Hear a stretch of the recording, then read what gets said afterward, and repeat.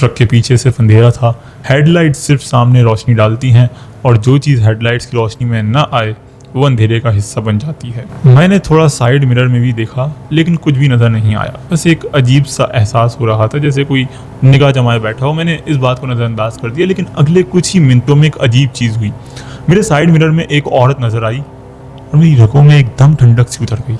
ये कैसे हो सकता है? ये जगह तो बिल्कुल सुनसान थी, आस पास कोई बस्ती नहीं थी और सबसे अजीब बात ये थी कि ये एक सफ़ेद लिबास पहनी लंबी औरत जो मेरे ट्रक के साथ तेज़ रफ्तारी से भाग रही थी। वो एक अजीब मंजर था जो समझ से बिल्कुल बाहर था। चांदनी रात थी लेकिन उस औरत का चेहरा साफ दिख रहा था, बस एक सफ़ेद सिलवटों का साए जैसे मेरी आंखें देख रही हों।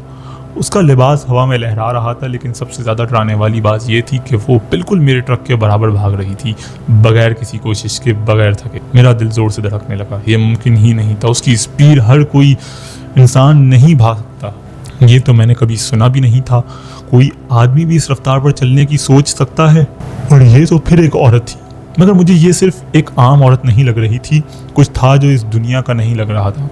मैंने अपनी आंखें ज़ोर से चिपकाईं, शायद कुछ गलत देख रहा हूँ, मगर जब दोबारा देखा तो वो अब भी वहाँ थी। वैसे ही भाग रही थी जैसे कोई ट्रक से आगे निकलने की कोशिश कर रहा हो।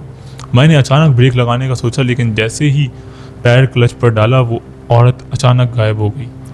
एक पल पहले वो वहाँ थी और अगले ही पल सिर्फ हवा का एक झोंका ट्रक के अंदर घुस आया।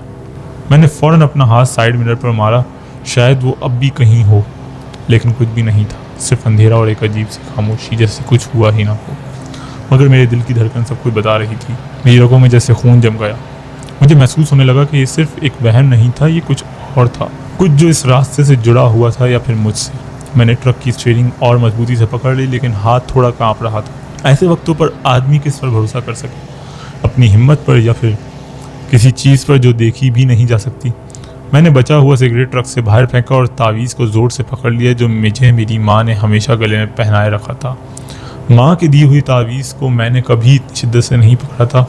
माँ हमेशा कहती थी कि रात के सफ़र में तावीज़ को कभी ना उतारना, सफ़र महफूज रहेगा। उस वक्त मैं सिर्फ मजाक समझता था, मगर आज मुझे लग रहा था कि शायद इसमें सच्चाई थी। अगले कुछ लम्हे ठीक रहे, लेकिन फिर एक और अजीब चीज़ हुई। मैंने सोचा कि शायद सब कुछ ख़त्म हो गया। मैंने गहरी सांस ली और फिर अपनी सारी हिम्मत जमा करके ट्रक चलाता रहा। सड़क सुनसान थी, कोई और गाड़ी आसपास नहीं थी। कभी कभार कोई दूर से जानवर की आवाज़ सुनाई देती, लेकिन ये आम बात थी। मगर फिर मुझे ट्रक के अंदर से किसी के हंसने की आवाज़ सुनाई दी। एक अजीब सी, सुस्त सी, पतली सी हंसी, जैसे कोई सिर्फ मजाक उड़ा रहा हो या फिर किसी छोटी सी बात पर मुस्कुराया हो। मगर वो आवाज़ आदमियों जैसी नहीं थी, वो एक औरत की थी।